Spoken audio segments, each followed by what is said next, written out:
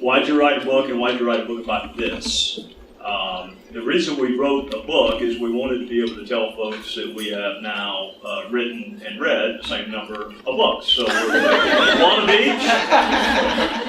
We were eating dinner upstairs, and we eat dinner almost every night when we're in D.C. together, and we were just sharing stories about our upbringing. And Senator Scott was telling me, he did grow up in a single-parent household, but his grandfather, Mr. Arvis Ware, was in the home as well. And Timmy was telling me that Mr. Ware would, at the breakfast table in Charleston, open up the Charleston Post and Courier because he wanted his grandson to value education. He wanted his grandson to understand the importance of knowing what's going on in the world, current events.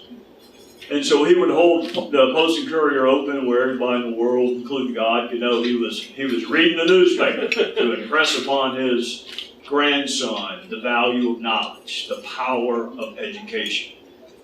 And as lawyers do from time to time, I interrupted him and said, that I grew up the exact same way. We got that in common. My father was a physician, but he would do the same thing with the Spartanburg Herald Journal. He would open it up in the morning so my three sisters and I could see that he was staying current. He was following what was happening in the world, and he was reading everything he could get his hands on. So I interrupted Tim to tell him that. He said, Trey, the difference is my grandfather could not read. He died at the age of 94, not being able to read. He faked it. He faked it because he wanted his family to go from picking cotton to picking a seat in the United States House of Representatives. And they did it in one generation because he instilled in his grandson a desire and thirst and hunger for knowledge. And I said, Tim, you got to tell that story. And he's got the one quality that I cannot stand in elected officials, which is humility. He didn't want to write a book about himself. I hope you'll change your mind one day. I really do. I hope you will write a book about yourself. He said, let's do it together. And we figured, okay, what does the world need less of?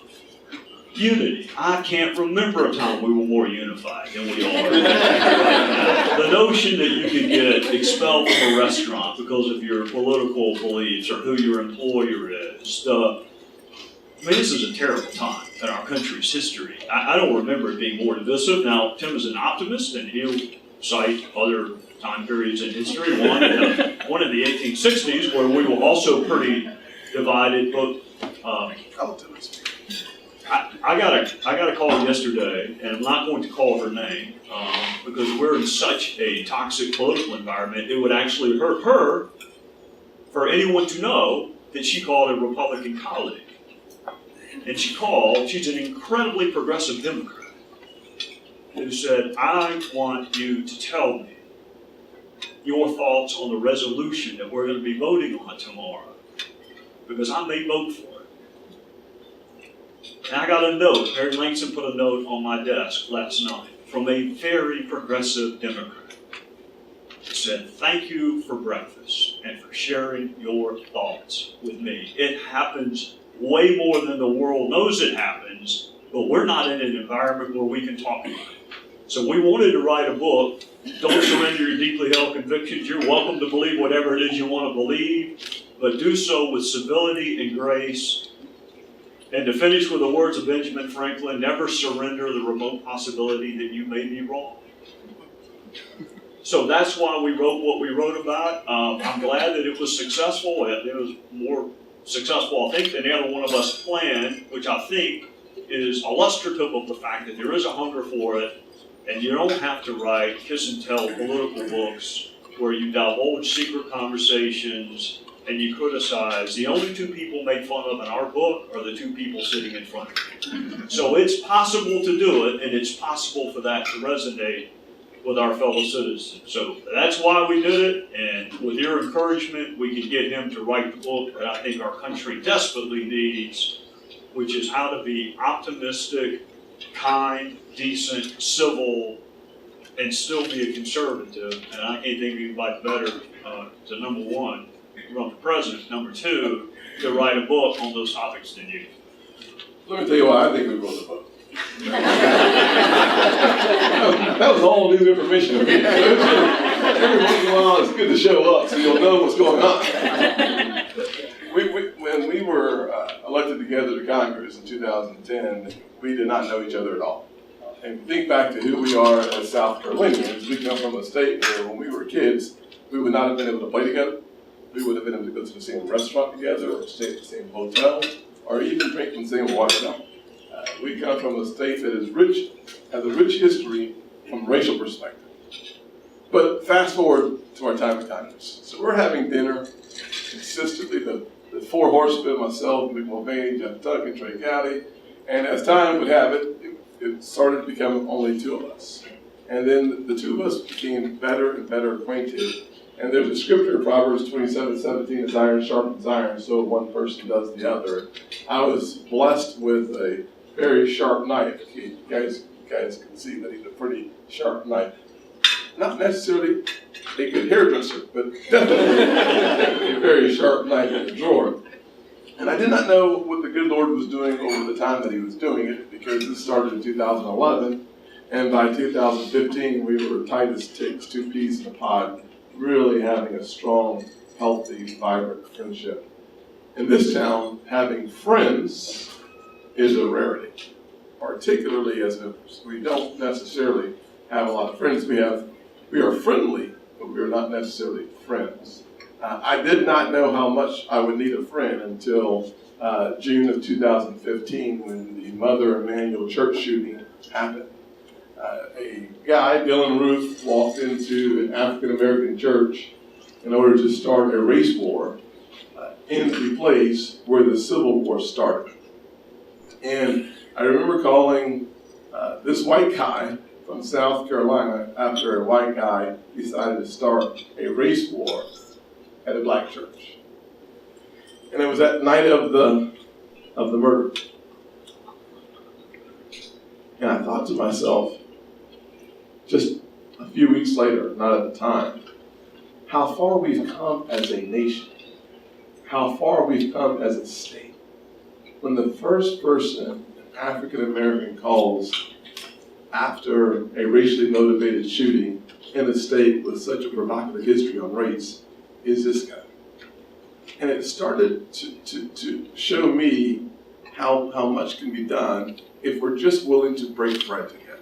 If we're willing to spend quality time getting to know the person, not as a white person or a black person, not as a Jew or a Gentile, not as a straight or gay, not as a rich or poor, but just simply as an individual. We started to see, at least I started to see, the incredible value of coming together with people who you may not have much in common. Now, we're both Republicans. We're both from South Carolina, but we have real differences on some of the political issues that you would think that we were united on. His wife is a public school teacher. I'm a strong supporter of any educational opportunity that leads someone to a better education, whether it's public, private, charter, online, it doesn't matter to me.